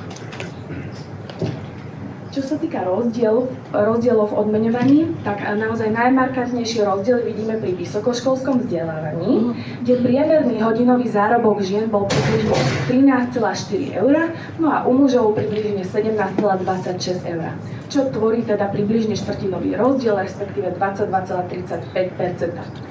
Obdobný rozdiel, trochu teda nižší, nachádzame pri vyučených, respektíve so stredoškolským vzdelaním bez maturity, a to približne 21,27%. Čo si môžeme všimnúť, tak tieto dve skupiny, alebo tieto dve úrovne vzdelania sú, čo sa týka rodového mzdového rozdielu, teda vedú aj pri mediáne hodinového zárobku. Ja by som kontinuálne prešiel nielen k tomu, čo nám povedali čísla, ale aj to, čo očakávame, že čísla budú hovoriť do budúcnosti. To znamená, akým spôsobom môžeme poňať práve tie pripravované dopady práve implementácie smernice, kde možno niektoré veci už aj na základe súčasných dát by sme dokázali dať nejakú spätnú väzbu, že čo vidíme, kde nám tá topánka bude na tej nohe tlačiť. Čiže prvá vec, čo si potrebujeme povedať, je, tak ako už bolo párkrát spomenuté, čo všetko budú podnikateľské subjekty potrebovať vyhodnocovať, potom následne na základe tých relevantných a čo najobjektívnejších dát aj zdôvodniť, čo sa tam stalo. To znamená, budeme sa baviť o rozdiele v odmeňovaní v tom najširšom slova zmysle, potom následne z neho vyčleníme tie doplnkové a variabilné zložky mzdy, či už z pohľadu priemerného alebo mediánového pohľadu a z pohľadu ukazovateľov na základe hodinových ukazovateľov, prípadne ročných. Následne budeme sa baviť o podiele žien v každej jednej kategórii, či už z pohľadu vykonávanej práce, alebo aj z pohľadu príjmového spektra v danej organizácii. Čiže poďme si povedať, ako by to vyzeralo v niektorých spoločnostiach. Máme tu zástupcu zhruba stovky organizácií, pričom každá z týchto organizácií zamestnáva nejaký počet zamestnancov. Nie na každého sa bude samozrejme vzťahovať táto smernica. Ale poďme sa pozrieť, ako by dopadli niektoré organizácie. Máme tu 3 spoločnosti, samozrejme my štatistici veľmi neradi menujeme, takže máme spoločnosť A, B a C. A poďme si povedať, ako by dopadli práve vo vyťazovaní týchto ukazovateľov tieto spoločnosti A, B a C. Začnem od C, čo považujem v niektorom zmysle ako premianta, avšak môžeme vidieť, že aj na prvý pohľad premiant môže mať niekde nejaké základy. Čiže môžeme vidieť, že v spoločnosti C, keby sme chceli vyhodnocovať práve tieto prvé 2 základné parametre, to znamená rozdiel v odmeňovaní či už z pohľadu hodinového alebo ročného ekvivalentu, máme tam rozdiel na úrovni zhruba 0,5% prospech mužov. Keď však ideme na doplnkové a pohyblivé zložky mzdy, máme tu rozdiel necelé 2% prospech žien. Keď sa budem baviť o mediáne, ktorý je najmenšou, tá strednou hodnotou, ktorá má najmenšiu náchylnosť na nejaké extrémne hodnoty alebo odľahlé pozorovania, tak tu vidíme, že ten rozdiel je ešte nižší. Ten je na úrovni fakt štatistickej chyby 0,1, respektíve 0,2%. A aj z pohľadu mediánu tých variabilných zložiek mzdy dostávame sa na úroveň zhruba 56%. S tým, že môžeme vidieť, že tu sa nám ten rozdiel z priemeru, ktorý bol v prospech žien, prehúpol ku mužom. Keď si však pozrieme zvyšné dve organizácie, máme tu niečo, čo je v strede, to je práve Čko, a niečo, čo je presný opak. To znamená tam, kde muži zarábajú výrazným spôsobom viac, bavíme sa o zhruba 20% prospech mužov. Avšak aj tu nám môžeme vidieť, že keď sa budeme baviť o nejakých pohyblivých zložkách mzdy, tak paradoxne vo firmách, kde zarábajú viac, tak pri tých pohyblivých zložkách mzdy je to viac menej vyrovnané. A keď sa budeme baviť o mediánoch pohyblivých zložiek mzdy, tak tam paradoxne ženy budú zarábať lepšie, alebo tam budú mať vyššie variabilné zložky. Okrem týchto ukazovateľov však potrebujeme sa pozrieť ešte aj na ďalšie, a to konkrétne, pokiaľ sa budem baviť o podiele žien alebo mužov, ktorí dostávajú nejaké variabilné zložky mzdy, môžem vidieť, že pri Ačku a Cčku je to takmer každý. Takmer každý jeden zamestnanec dostával nejaké variabilné zložky mzdy, kde vidíme, že pri tom Bčku, pri tom strede, tam ten podiel varioval, povedzme, že takmer 9 z 10 mužov a takmer 3 ženy zo 4, alebo niečo vyše 3 žen zo 4 dostalo nejakú variabilnú zložku mzdy. Tu by som akurát možno odporúčal, aby to nebolo, že dostal, nedostal, vzhľadom na to, že vieme, akí sú Slováci v obchádzaní takto, povedzme, že nie úplne jasných pravidiel, a dostal znamená, dostal 1 euro versus dostal niekoľko stoviek tisíc eur. A posledný ukazovateľ, ktorý je, kým prejdeme na konkrétne zamestnanie, je podiel žien a mužov v jednotlivých kvantilových pásmach odmeny, a to je to priamo preložené z pohľadu smernice. Akým spôsobom si to môžete predstaviť, tí, čo nemáte štatistiku až tak malú? Môžete si predstaviť tak, že máte vo firme celú šírku spektra zárobkov od tých najnižších po najvyššie. A všetkých zamestnancov rozdelíte do 4 skupín. Bez ohľadu na to, či je to muž alebo žena. Pozriete sa, koľko je tá hranica v každom jednom tomto pásme. A potom ich porátate, koľko zamestnancov v každom jednom týchto 4 pásiem poberalo takú mzdu a aké mali z tohto pohľadu. A potom ich iba vyslovene vyhodnotíte. A bolo by vidieť. Keď si zoberieme ešte raz z toho premianta, C, v tých nižšie príjmových skupinách je veľmi jemne dominantný podiel žien. 1, 2 aj tu. S tým, že v tej poslednej, najlepšie platenej skupine je ten podiel takmer vyrovnaný. Tu treba povedať, že v tejto skupine, alebo v tejto organizácii C je veľmi jemne prospech žien ladený pomer. To znamená, celkový pomer žien je vyšší ako 50. Keď si zoberieme Bčko, tu vidíme, že v tých spodných príjmových pásmach máme ten podiel viac menej vyrovnaný. Tam ten rozdiel je do 5 percentuálnych bodov. Už v tom druhom pásme vidíme, že tam ku jednej žene pripadajú 2 muži a potom následne tých ďalších 2 je to v podstate 2:8, respektíve 3:7. Čiže aj v jednej, aj v druhej z tých lepšie platených pásmach je výrazná dominancia mužov. Zase ide o spoločnosť, kde nie je úplne 50/50 zastúpenie mužov a žien, ale celkovo v spoločnosti B bolo vyššie zastúpenie mužov. A keď si zoberieme tú Ačku, tak tu vidíme ten úplne typický príklad. V nižšej príjmovej skupine vyšší podiel žien. Čím vyššia príjmová kategória, tým podiel žien klesá. Čiže aj z tohto pohľadu môžeme vidieť, že každá spoločnosť má nejakým iným spôsobom jednak nastavený systém odmeňovania, a následne aj to, koľko zamestnancov do ktorej kategórie z pohľadu príjmu spadá. Posledná vec, čo nám tam smernica hovorí a čo podľa mňa bude práve jedno z tých najväčších úskalí, ako to už tu na diskusii vyplynulo, je, čo je to rovnaká práca. Ešte kým sa bavíme o nejakých výrobných organizáciách, ktoré majú nejaké štandardizované výrobné procesy, tam si myslím, že je to viac menej jasné. Už keď si zoberieme napríklad nejaké organizácie, ktoré majú nejaké sofistikovanejšie výrobné procesy a prípadne nejakých technicko-hospodárskych zamestnancov, tam ohodnotiť, že títo ľudia robia rovnakú prácu, bude vyžadovať fakt veľké úsilie, a aby to aj následne ten, komu to chce niekto vysvetliť, z pohľadu napríklad personálneho antového útvaru, pochopil rovnako, na základe nejakých kritérií. Ja začnem s tým, čo je také jednoduchšie. Ako som už povedal, keď máme nejaké výrobné spoločnosti, tam je to úplne jednoznačné. Takže tu máme taký typický zástupca, montážny pracovník, operátor v strojárskej výrobe. To je úplne typický montážny pracovník každej jednej organizácie. A tu je jeden taký zaujímavý fenomén, k ktorému by som sa chcel dostať.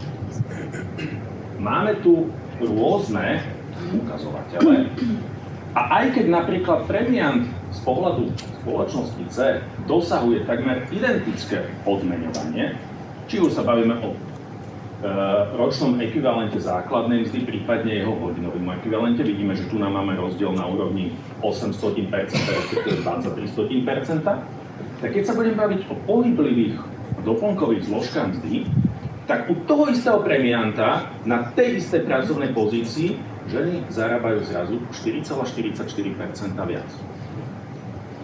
Čím je to spôsobené? Môže to byť spôsobené viacerými faktormi. A rád by som na to upozornil aj pri ďalších prepočtoch, ktoré sme urobili. Z môjho pohľadu, keď máte viacero zamestnancov a máte tam práve ten klasický firemný život, to znamená, máte zamestnancov povedzme na skrátený úväzok, máte tam nejakú úroveň fluktuácie, tak už len to, akým spôsobom sa z nejakých hodinových ekvivalentov, ktoré považujeme z tohto pohľadu za kľúčové, dostanete na ročnú úroveň, môže to znamenať nejaké skreslenie a to sa môže prejaviť práve v takýchto ukazovateľoch. Prvý typický príklad je, keď máte vo firme nejakého zamestnanca na skrátený úväzok, dajme tomu na štvrtinu, že má v podstate 25% úväzok. Nie vždy to znamená, že ten človek zarába presne štvrtinu jeho ekvivalentu plného úväzku. Druhá vec, čo tam spadá do úvahy, je fluktuácia. Keď si zoberieme, zamestnanci nastupujú, zamestnanci vystupujú z pracovného pomeru. Už len to, že niekto ukončí pracovný pomer, môže znamenať, že ukončí s nejakým, jak sa hovorí, čistým štítom a dostane presne to, čo má dostať, skončí pracovný pomer a ide sa niekde inde zamestnať. Môže sa však stať, že takéto ukončenie pracovného pomeru bude z nejakého titulu, jak by som to povedal, máme aj na Slovensku skúsenosť, že nie každé skončenie pracovného pomeru je práve také, že povedzme skončil zamestnanec, niekedy ho prepustí zamestnávateľ a s tým sú spojené nejaké také tie typické napríklad zlaté padáky. A práve to, akým spôsobom sú takéto veľmi jemné veci brané do úvahy, napríklad pri skončení pracovného pomeru, nám môže ovplyvniť variabilné zložky mzdy. Dobre, ešte jednu vec by som k tomu povedal a to je, keď si prejdeme jednotlivé typy pracovných pozícií, tak z pohľadu reči trhu práce sme doteraz vždy hovorili o fenoméne klasifikácií zamestnaní, to znamená klasifikácii SKS 08. Tu som si dovolil zobraziť zamestnancov práve vo vašich organizáciách. A pozrel som sa na to, ak v jednej organizácii pracujú na rovnakej pracovnej pozícii muži a ženy, aký je ten rozdiel v odmenovaní? S tým, že zobral som hodinový ekvivalent základnej mzdy a ročný ekvivalent základnej mzdy. S tým, že ten som ešte prepočítal na full-time ekvivalent, aby sme mali ešte aj toto zohľadnené. Vidíme, že ono sa to nejakým spôsobom drží okolo tej nuly, ale nie je to rozhodne len čistá nula. Takisto tu nás sa nám to drží okolo tej nuly, ale zase vidíme, že je to jednak trošku posunuté smerom k tým vyšším hodnotám, to znamená v prospech mužov.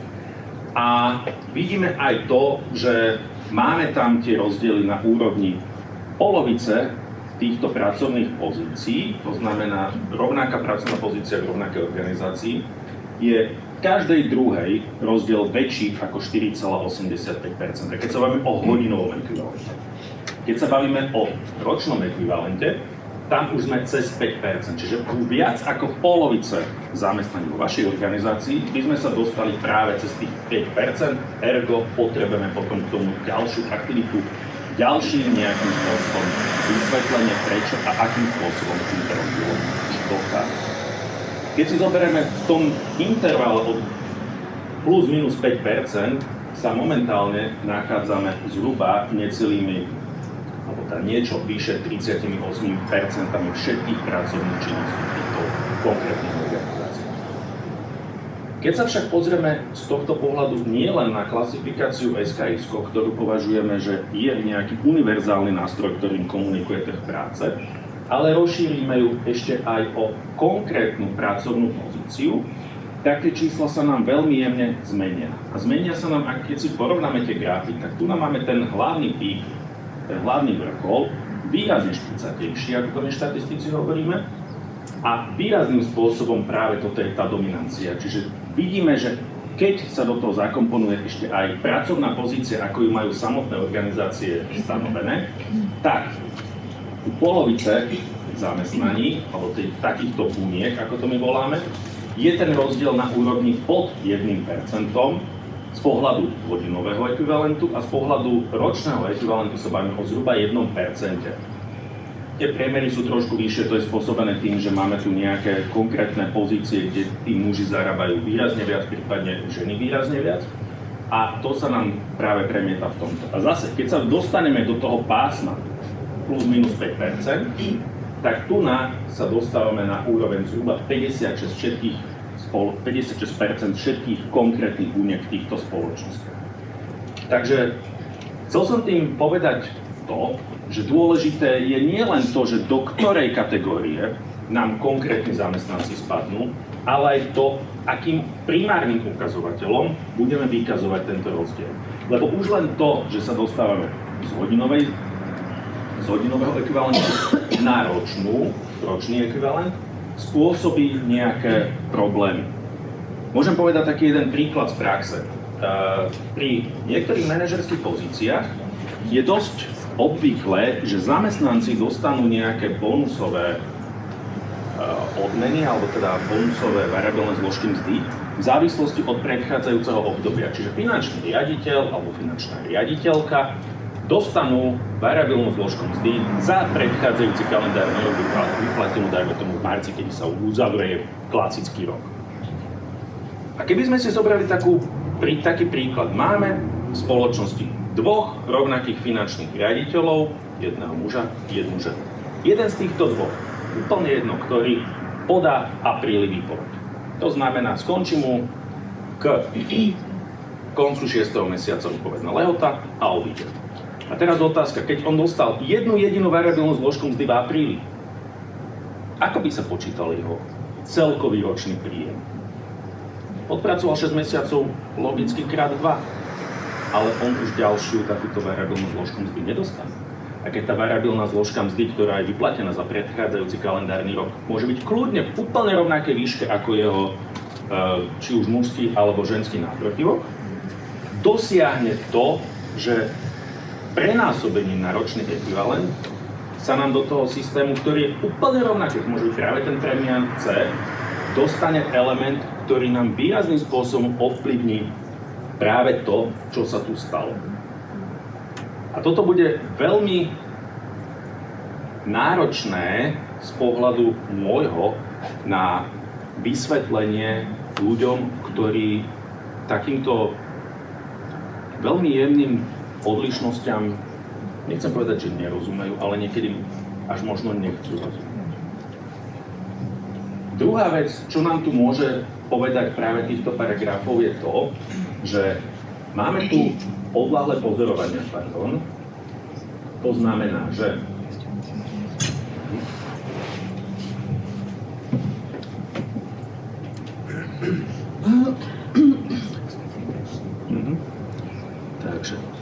to ešte raz naklikám. A čo nám tie odľahlé pozorovania povedia?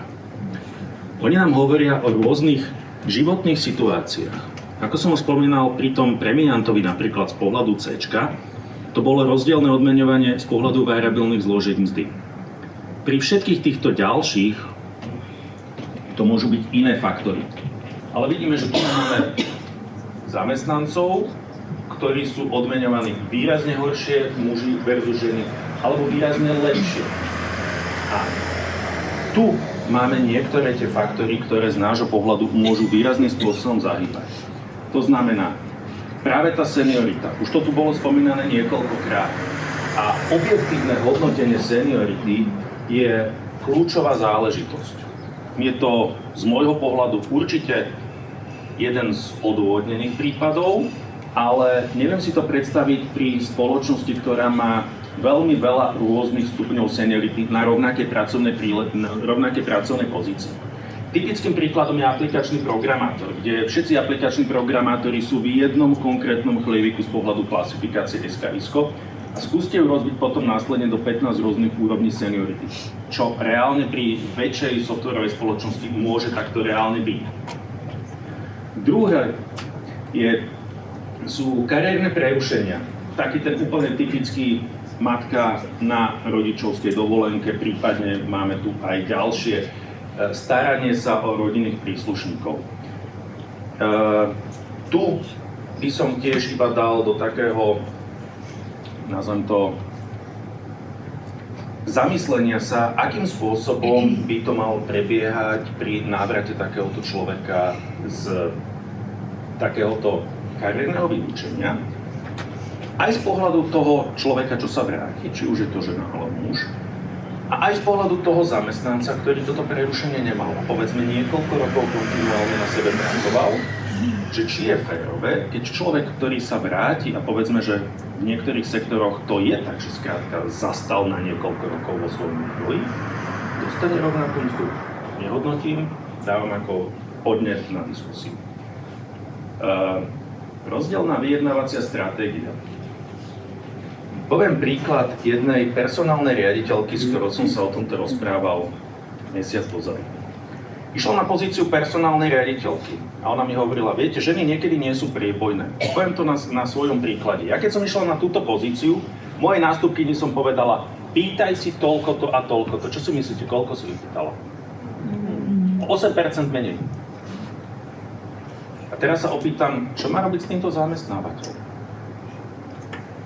Keď jednoducho niekto príde na pohovor a opýta sa ho, alebo teda začnú sa dohadovať o mzde, ktorá má byť nejakým spôsobom rozumne dohodnutá, a ten človek si vypýta menej. Má mu dá zamestnávateľ, že dobre, ale ja ti musím dať o 400 eur viacej. Jednoznačne má dať viac. OK. Potom tu máme rôzne profesijné dráhy. To je práve tá vec, ktorá v istom zmysle súvisí s tým, že či je niekto priebojný alebo nie je priebojný a aké má všeobecné nastavenie. Poviem to na svojom príklade. Ja som vo firme od roku 2007 a bola mi ponúknutá možnosť, aby som išiel na pozíciu manažera. Nie je to niečo, čo ma láka. Som na svojej pozícii špecialistu, som tam rád a možno keby som išiel na tú pozíciu manažera, tak som v konečnom dôsledku z pohľadu odmeňovania niekde inde. Nenaplnilo by ma to? Pravdepodobne nie. Asi by som skončil niekde, že by som podal výpoveď, lebo jednoducho nie je to niečo, čo mňa láka. Na druhú stranu máme dvoch ľudí, ktorí môžu mať úplne rovnaký kariérny postup a v nejakej fáze si povedia, že jednoducho mňa niečo láka, mňa niečo neláka. Myslím si, že je úplne logické, že to treba rešpektovať. A posledná vec, ktorú tu máme, je nedostatok pracovníkov na trhu. Už to tu bolo povedané v rámci diskusie. Pokiaľ mám nejakých ľudí a potrebujem nájsť ďalšieho, tak ten trh sa medzičasom môže zmeniť. Môže tá cena práce buď narásť, alebo klesnúť. Momentálne žiaľ iba rastie až na česť výnimkami, ak sa zvykne hovoriť. Ale jednoducho je to niečo, čo prináša život. A zamestnávateľe sa budú musieť s týmto popasovať. A ešte jednu vec, čo mi napadla dneska ráno, a nedal som si to do tohoto zoznamu, ale poviem to predsa. Máme veľa spoločností, ktoré na Slovensku pôsobia a majú medzinárodný manažment. To znamená, materská firma vyšle vrcholových manažerov na Slovensko. Tí ľudia sú spravidla odmeňovaní odmeňovacou štruktúrou, ktorú má matka. Nehovoriac o tom, že spravidla ešte dostanú niečo navyše za to, že sa sem do tejto krajiny presťahujú, potrebujú si presťahovať celú svoju rodinu, väčšinou deti na nejaké školy a podobne. Čiže je to niečo úplne iné. Úplne iný odmeňovací systém majú ako slovenskí ich kolegovia. A teraz otázka znie, viete si predstaviť, že by slovenský manažer na veľmi podobnej pozícii dostal plat toho zahraničného? Tak. Toľko z mojej strany, ak by ste mali akékoľvek otázky, či už na mňa alebo na Júku, radi ich zodpovieme. A my sme si pre vás pripravili ešte jedno také prekvapenie, pretože keďže kolegovia pripravovali túto prezentáciu, tak sa pozerali na dáta, ktoré súvisia s odmeňovaním na Slovensku. A teda tento reporting sa bude týkať zhruba 1300 organizácií na Slovensku. No a teda my sme sa pozerali na to, ako v týchto organizáciách vyzerá rodový mzdový rozdiel už dneska. A vybrali sme takých premiantov, ktorí sú takmer na nulovej úrovni, respektíve majú ten rodový mzdový rozdiel úplne maličký. Chceli by sme im dneska dať ocenenie. Takže ja by som poprosila pani riaditeľku Čaby, keby prišla sem ku mne, aby sme jedno ocenenie odovzdali. A poprosila by som pani Annu Gubovú a Silviu Slamenkovú zo spoločnosti Reálka. Je to SROčka, ktorá je z Komárna, robia maloobchod s pohonnými látkami v špecializovaných predajniach a teda gratulujem, pretože ste už v súčasnosti lídrami vo férovom odmeňovaní. Gratulujem.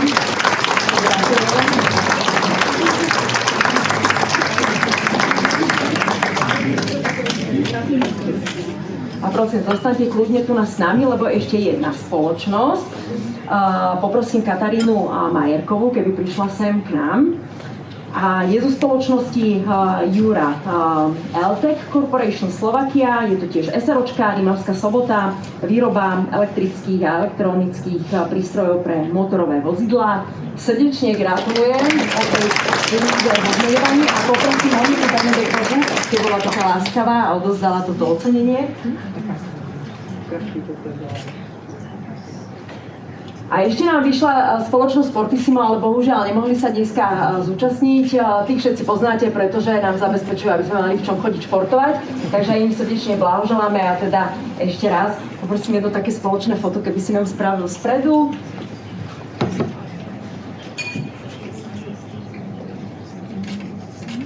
Ďakujem veľmi pekne. Dámy, držte to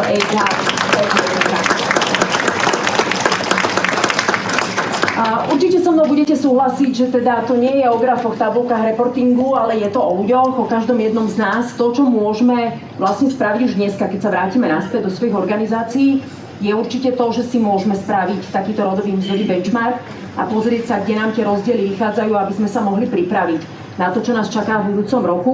Tu vám vieme byť plne nápomocní. A ja som rada, že je so mnou kolega Oliver Kovťuk, ktorého mnohí poznáte. Je to človek, ktorý u nás má na starosti výsledky a je s vami v pravidelnom kontakte, takže pokiaľ máte záujem, spojte sa s ním a bavte sa o tom, ako sa dajú tieto mzdové rozdiely vyčísliť u vás a nastaviť si to odmeňovanie tak, aby bolo naozaj fair a OK vo vzťahu k zavádzanej legislatíve. Ďakujem veľmi pekne Ministerstvu práce, sociálnych vecí a rodiny, že prijali naše pozvanie. Pani riaditeľka Čaby, ďakujem odborovému združeniu KOVO, rovnako Monika Danedeková za vaše prezentácie, informácie a prosím, myslíte na toho človeka, ktorý je na tej výplatnej páske, ktorý si ju preberá, ktorý žije z tej mzdy.